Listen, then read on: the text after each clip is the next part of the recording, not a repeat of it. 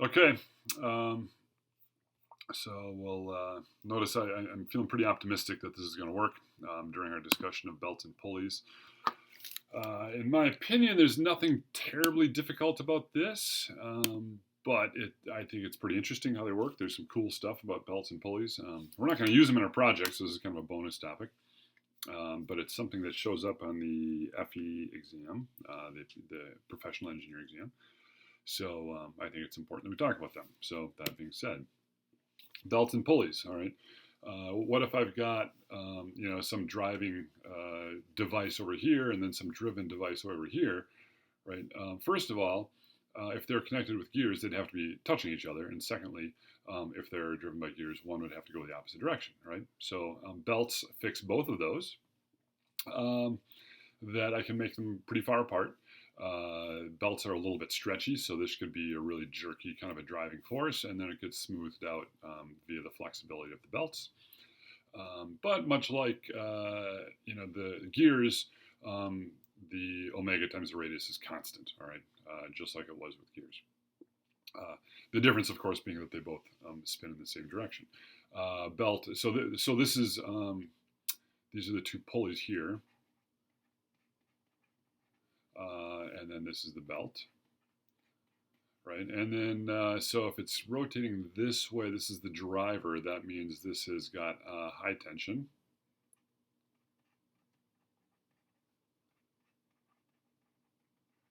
Right, because this is the driver, so this one is pulling this way, so it pulls this one, and then this one would be low tension here, low T. There. So that's, you've probably seen these before. Open up the hood of your car, you'll see a bunch of belts, right? All right. A little bit of geometry, right? Important to notice here that if we have one that's bigger than the other, for instance, if this is the driver and this is getting driven, so this is a speed reduction, and that results in a funny little thing here is that we don't have, so not quite 180 degrees here, and then this is more than 180 degrees. What are we talking about? How much does the belt wrap around the actual pulley, right? And so if we have really big differences, you might have a really small, angle here, and then or large angle wrap over here. And then C is the center to center distance. So center to center distance C here is down here, and then there's a difference in the radii. And if we just look at the right angle geometry of this thing here, alpha shows up here, C shows up here, and then so the from that we can get the wrap angle, right? The angle of wrap on the smaller one is a little bit less, 2 alpha less, right? This is alpha here, and that's related to this down here. And then the angle of wrap on the large pulley is a little bit more, right, by 2 alpha here. Okay, so this is just right angle geometry, but it does have an impact on how these belts work. Okay, this I think is an important slide. Normally I don't like to get bogged down in the math, even though I like math, but I think it's pretty important to look at this. All right, so first of all, what is the torque, right? The torque is, if I'm pulling on this side with some positive tension, I'm also pulling on this side with some positive tension. Just by the length of the vectors here, this one seems a little bit longer. So the total torque is how much bigger. So what is the net kind of circumferential component, which is P2 minus P1, right? I guess this one, it doesn't make much sense. That should be P2 minus P1 if P2 is in fact bigger. And times the radius, right? So it's the net force times the radius. Okay, that makes sense. And number 2 is that the ratio of P1 and P2 depends on the friction between the belt and the pulley. So the friction that happens right in here. So it's driven really by friction. And then the angle of wrap. Okay, so let's take a look. A small difference in tension, so P1 here is the P's are tension. I think that was on the last slide actually. No, I don't have that, but somewhere in here there's a note that P is actually tension. So these are tensions, right? And the ratio between them is a function of how much friction is on this thing, right? Well, where does the friction come from? Friction comes from some normal force, right? So we'll call this a little bit of normal force, and then some coefficient of friction here, right? So the difference in force between this tension and this tension here, if this is rotating this way, so remember, if this is rotating this way, it's like pulling this belt like this, pulling the belt this way. So we're going to have a little higher tension over here. That dP is the coefficient of friction. So let me write, yeah, this is the coefficient. Right, sometimes we use mu for that, like in your physics class, but in this case, we're going to use S. So this is the coefficient of friction. Right, so it's a normal force times the coefficient of friction, right? Well, what is this normal force, right? Well, what does the normal force have to do, right? So if I'm pulling down on the pulley a little bit like that, and pulling down on the belt like that, and pulling down on the belt like that, and I've got some theta in here, each one of these is going to be half of theta, right? This is theta, so that makes each one of these half of theta, all right? And then so how much of that is actually pulling down? Well, it's the sine. So this is the tension, but the downward component of that is the sine of d theta over 2, right? And so what happened to my sine here? Oh, yeah, and then we're making the small angle approximation here, that the sine. So this is small angle approximation. And that is that the sine of theta, or the sine of theta equals just theta, right? So that's that. So, and we were pulling down on 2 of them, and so it works out to be that the difference in tensions works out to be simply the friction times the tension on this side times d theta, right? But as I can see, I have to, this is one small piece.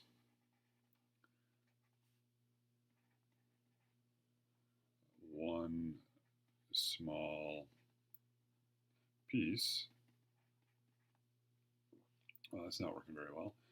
But I have to integrate along this whole length here. Oh boy, okay. So I have to integrate over, what am I going to integrate over? The full angle of a wrap, right? Full wrap angle, right? And so that's what this is. To get the full distance, the full tension difference, I have to integrate from 0 all the way to phi, right, of f d theta, right? But I've got dp over p, so that's going to result in some natural log stuff going on. Subtracting the 2 natural logs results in a division of the arguments, and that equals just f theta, right? And I can shuffle this around, that the ratio of tensions, right? So the ratio of the pulley tensions is the exponential of the coefficient of friction and theta. Of course, this needs to be in radians. In radians. Wow, that's not working so hot. I'm going to pause for a sec. Let's get my pen figured out again. Okay, so we wind up with a very convenient relationship here, and of course this needs to be in radians.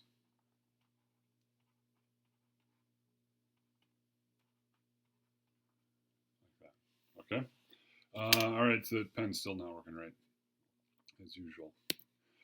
All right, so let's look at this kind of a review. What is the torque, right? The torque is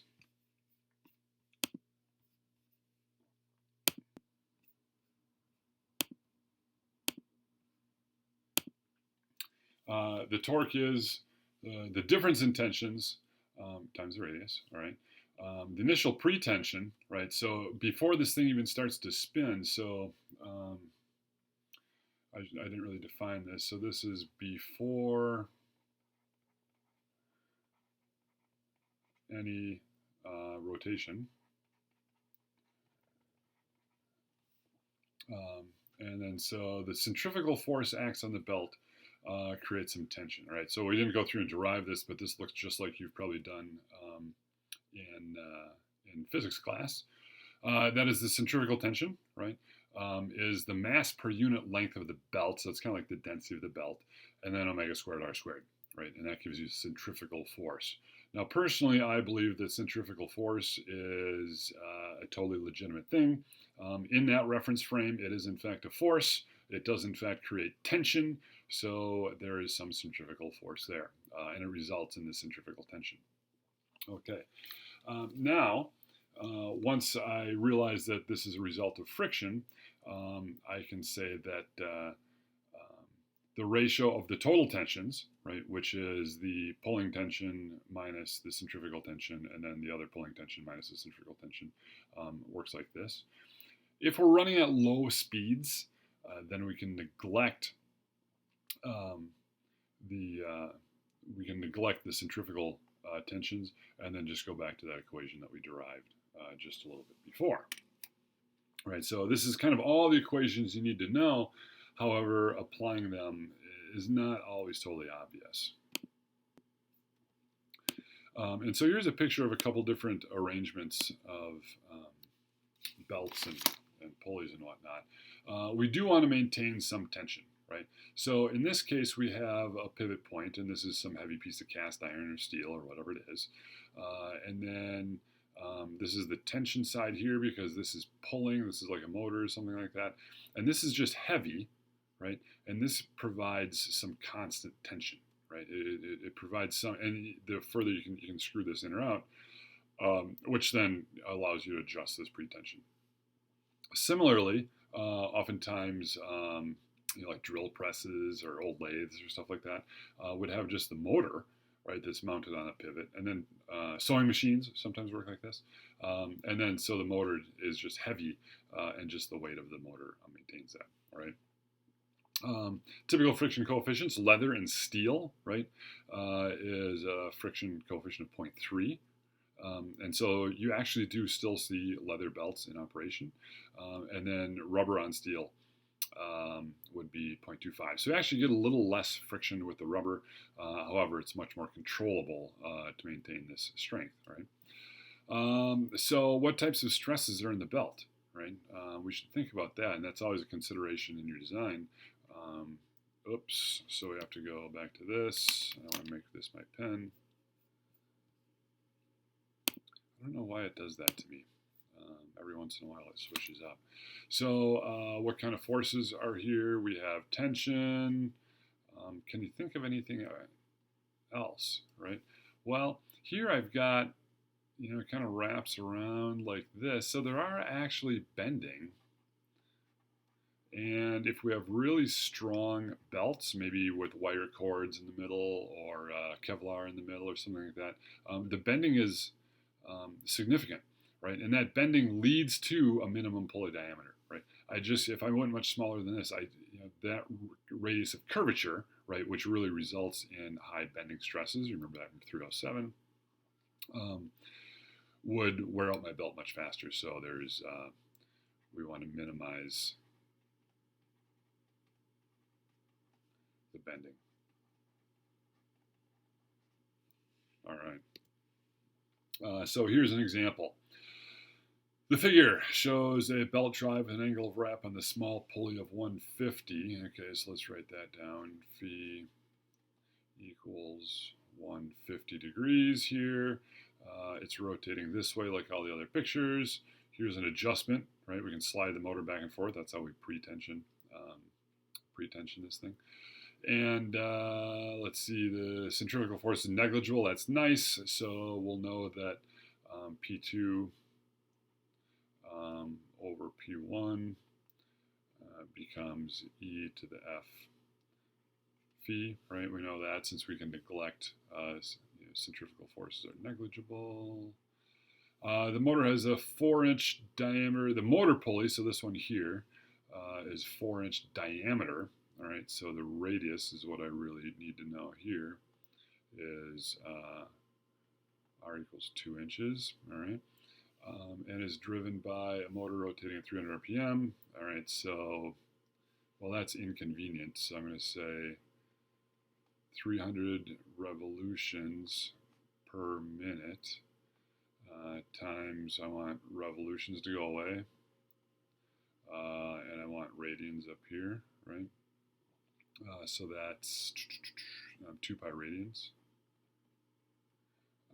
per 1 revolution, so that, and then times 60, right? I got to get the 60 out of here, minutes.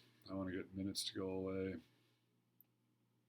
and I want seconds down here. So that's 60 seconds, right, in 1 minute.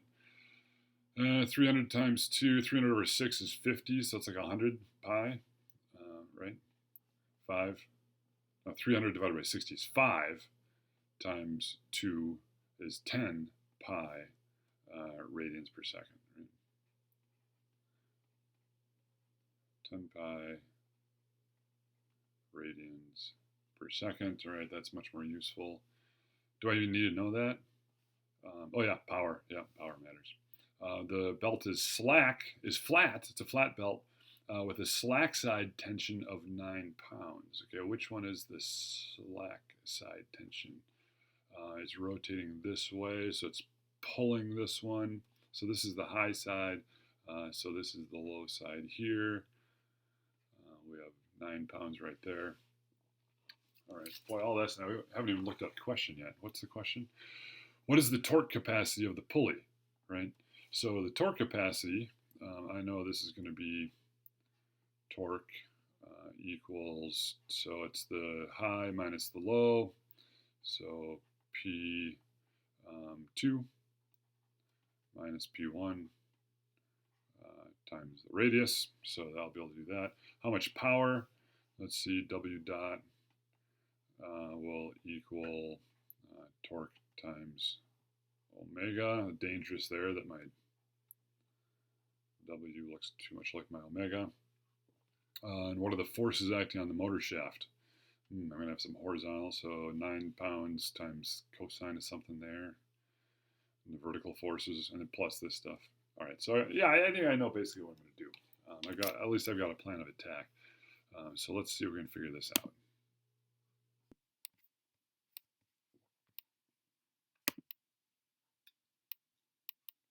Play the slideshow. All right, let's figure this thing out. Come on, pen, don't fail me now. What is the torque capacity on the pulley, right? Well, we decided that torque is force times radius, or net force, or net tension, P2 minus P1 times the radius, right? So what are P2 and P1? Well, I know that P2 over P1, P2 over P1 is E, and then the coefficient of friction, and then the angle of wrap, right? But I'm really interested, I already know the P1, it's 9, right? So P2 equals P1 times E to the coefficient of friction times the angle of wrap. Oh, I can already see a problem is going to happen here, darn it. P1 is 9. E is E. The coefficient of friction is 0.3. All right, times 150. Times 150, that's going to be huge. No, I can't do that. That's in degrees, right? So I need to convert this. Let's see, the degrees got to go on the bottom. So this is 180. And then this is 2 pi up here. All right, so if I punch all this stuff in, so the whole thing here is convert to radians. Convert to radians. So I punch all that stuff in. I did that ahead of time actually during the break. And I discovered that my high tension side is going to be 19.7, right? So now I know that this equals 19.7, the high tension, minus the low tension side, times my radius, remember. Oh, and this is 2. Being sloppy with units here. What is this again? This is pound force. And this is inches. And so that's going to work out to be, let's see, it's roughly about 10.7, so 21.4. 21.4 what? Inch pound force, LB. 21.7 inch pound force of torque. Okay, so let's use good form. Put a box around my final answer there. All right. Power. Power. What is the power? Power is, well, since this is more problems here. This is pounds force here. Right, since we're doing inches and pounds force, we should probably find the power in horsepower. That'll be a bit of a hassle. But I know that W dot equals the torque, which I already know, times the speed, which I'm going to call omega in this case. I know that this equals, the torque is 21.4 inch-pounds. I did have the foresight, I think. Let's go back and check. Yeah, it's 10 pi radians per second times 10 pi radians per second. So what does this work out to be? 10 pi is like 30-ish and 20-ish. So let's just say that works out to be 672. 672. What are the units on this? Inch pounds. Inch pounds per second. Okay. But we're not quite there yet because that's, I mean, I don't know, it's not a great unit, but if we want to get horsepower, and so we'll multiply this by, I know that there's 550 foot-pounds per second, and so I want that to go away, actually. 550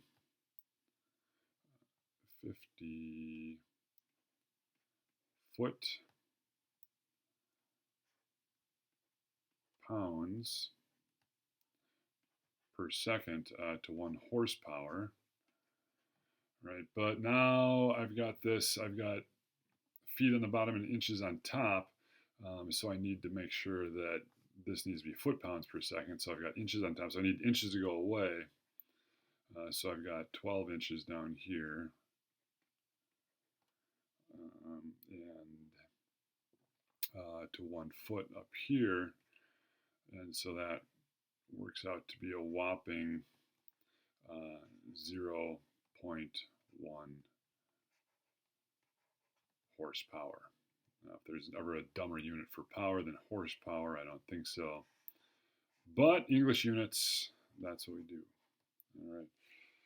So now the last thing we have to do is say, what are the forces acting on this shaft?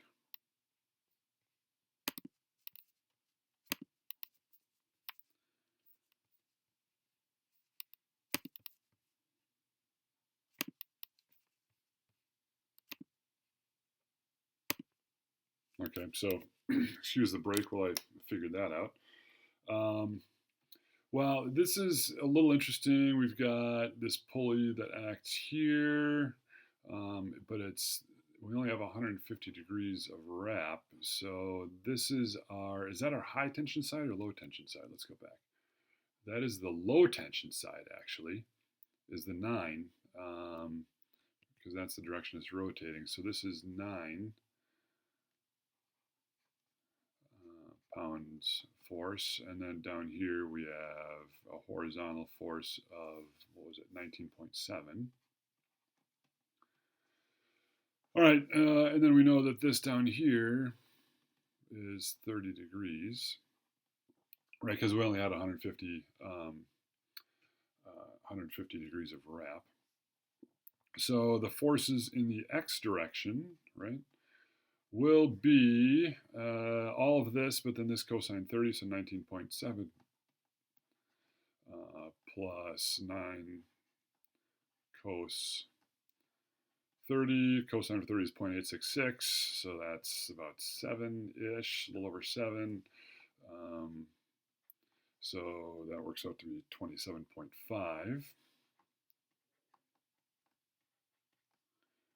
And of course, when we're sizing bearings and sizing shafts and stuff like that, we need to know that.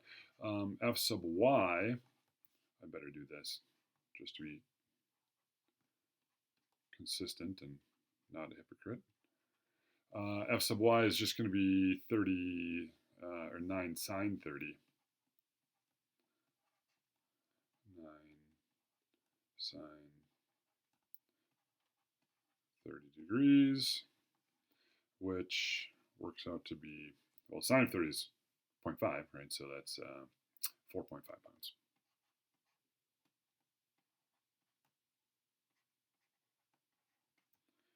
Excellent. All right, so we got a horizontal force, so we got to pick our bearings. We have to pick our that stuff there. Okay, so nothing terribly hard, but I think it's an interesting application of a little calculus, a little trig, just a little geometry. So fun stuff, I think. All right. Now, if you were to open up the hood of your car, you wouldn't actually see a bunch of flat belts. You'd see a bunch of V belts, right? They look like this. So why do we use V belts? Well, for one thing, they stay on the pulley better, right? Because they're kind of trapped in there. And we have a bunch of different standard sizes here. Some have cords in the middle, nylon reinforcements, blah, blah, blah, blah, blah. But there's something really, really cool that works out about V belts, right? Let's take a look at the geometry of this. Well, no. Let's not look at that. Let's first review. We'll review, right? Where did the friction come from? The friction came from, okay, so I'm looking down here now, down here. This is a review from like 15 minutes ago. The friction comes from this normal force and then the coefficient of friction here. All right, so the same thing applies here, except something interesting happens. That since I've got a V here, the friction is really the normal force, but what overcomes the downward component of the tension in here is still just this guy, right? So the normal force I get here is huge in order to generate enough upward, in this case, upward force to overcome the tension in the belt, right? So I get this huge normal force. Well, here, this is where the friction happens, right? So friction happens there due to this normal force, right? This guy here is awesome. So by having this V, I gained a whole bunch of extra normal force, which for the same coefficient of friction gives me a much greater frictional force. And then so typically these V belts are 36 degrees. And then so a quick little note here. This angle is 2 beta, right? So this angle here is beta. So this angle here, the angle that really matters here is beta. Actually, this one here. And then so just 1 divided by the sine of 18 degrees is 3.2, right? So right away we can see that we're going to increase the friction by quite a bit. So the flat belt equation is really the same, or the V belt equation is the same. We just have to divide by the sine of beta up here in the exponent, right? When we go through and integrate that whole thing. And then same thing happens if we can neglect the centrifugal forces, then we just say it works out like this, okay? So really, really, really powerful little bit of geometry by making this V. It seems that we're getting something for nothing, which we are. We're just getting a lot more friction, and in this case, friction is what actually drives the belt. Okay. So this one's straight out of the book, problem 19.16 in Juvenile, the 5th edition. A single belt, single V belt apparently, with beta of 18 degrees. And a unit weight, what does that mean? Unit weight, 0.012 pounds per inch, is to transmit 12 horsepower from a 1750 RPM 6-inch diameter driving pulley to a 12-inch diameter driven pulley. Center to center distance is 20 inches. Holy crap. Okay, so there's all sorts of stuff going on here. I probably should have left room to draw a picture, but I bet we'll be able to figure it out. You can draw your own picture for this. On the basis that the coefficient of friction is 0.2. Ooh, that's pretty small.